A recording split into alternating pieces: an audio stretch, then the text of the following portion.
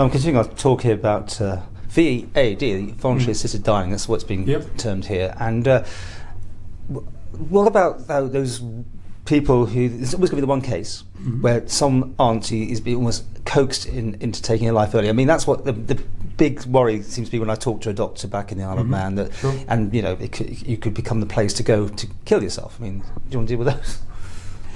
So there was a very extensive discussion on the ministerial expert panel about this issue of what you might call direct or subtle coercion. And it is one of the hardest things to manage. That is why the training elements, the people who are offering voluntary assisted dying need to go through a training program, that they are specifically asked in the declaration they make after the assessment to independent practitioners, that in their view, there is no evidence that this person has been inappropriately encouraged or coerced into accepting voluntary assisted dying.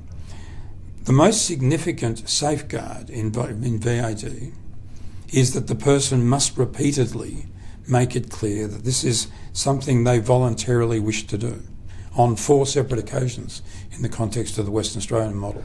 This is nowhere near the Swiss, Veritas and that sort of thing, where people can just decide to end their life. No, it is not a euthanasia model on that level.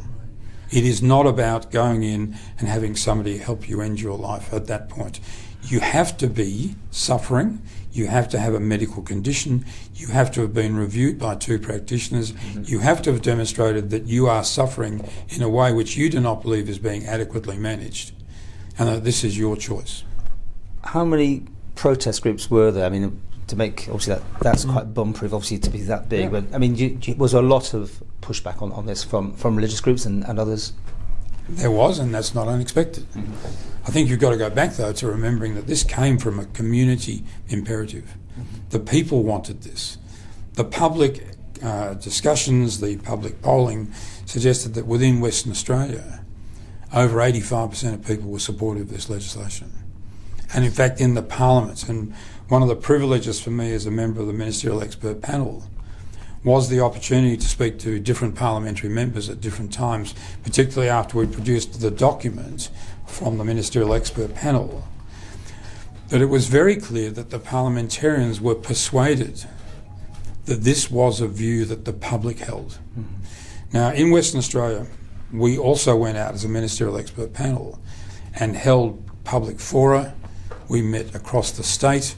We conducted online teleconferences with small communities. It was absolutely clear that the community's passion for this was substantial, and a lot of them were very impatient for it. Do you think in the future it will be widened, the brief, or do you think that will be it? Because of the Western Australian and Australian statutory structure, that it is specific to law, that the provisions are specific in law, it is my view that it would require a very substantial period of time to be enacted and being in place before anybody would even consider any variation to the law. Who actually ends the life? Do the patients have to push a button? Does the doctor do it? Is it a relative? So this is a very important consideration. In the context of voluntary assisted dying, there is across the world very substantial variation. In the state of Oregon, I have a paper there as well, the Dying Dignity Act. Oregon is one of the longest standing jurisdictions in the world to provide some form of voluntary assisted dying, and in Oregon it is strictly self-administration. The patient is provided with a lethal medicine. They have a number of options for that, but the only thing you can do in Oregon is if you can take it yourself. And what about here? What have you come up with? In Victoria, largely it is self-administration, but for the patient who cannot take the medication, or it is believed they would not be able to swallow and absorb the medication reliably, which I think is a very considered issue, then the option exists for a practitioner, if they believe that is a reasonable request, to provide medically assisted dying. Now, it's really interesting. In Canada, 98% of patients have a medically assisted death. The doctor puts in a cannula and administers a medication. In Victoria, that is only going to be available in very specific circumstances. Interestingly, in Western Australia, we have made it a little less restrictive. If the patient and the practitioner, when the patient has gone through the process, can come to an agreement that the patient would prefer a medically administered method of dying, then that option can be discussed. In other words, it's not you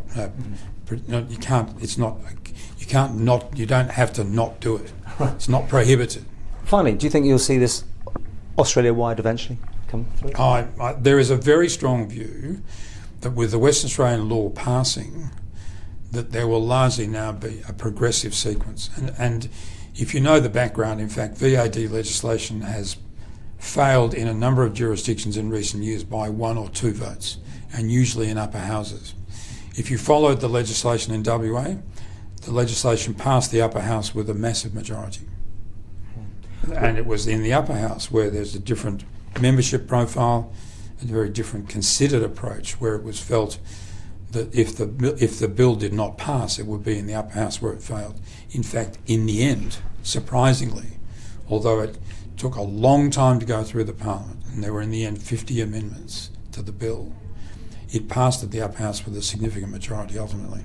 Just to finish with, I'm guessing you're going to have lots of people from other countries come to visit to see your model, to talk to you, to get to feel this thing and pass similar legislation? I rather suspect the Victorians will be the people who they go to see because they're actually doing it. Yes. And as I've said, they've got a report. Mm-hmm. The Voluntary Assisted Dying Board is in place. It's a very considered, very professional, very eminent group of people. The early work, in fact, the first report of the VAD board in Victoria, which will really cover a period where voluntary assisted dying has been available, will be released next month, in fact within the next few weeks. I think because the Victorians were first, because the Act has been proclaimed fully, that their processes and safeguards are in place, that although I think people may come to see us in Western Australia just to corroborate, I do believe the Victorians are likely to be where it goes first. But there are some differences in the legislation. In Victoria, one of the provisions was that no health practitioner could raise the conversation for the first time with the patient. It was seen to be part of the protections. When we went to the public in Western Australia, they did not believe that was necessary or appropriate and found it inappropriately restrictive. So in Western Australia, there are some differences, and I rather suspect people will come and talk to us about the differences.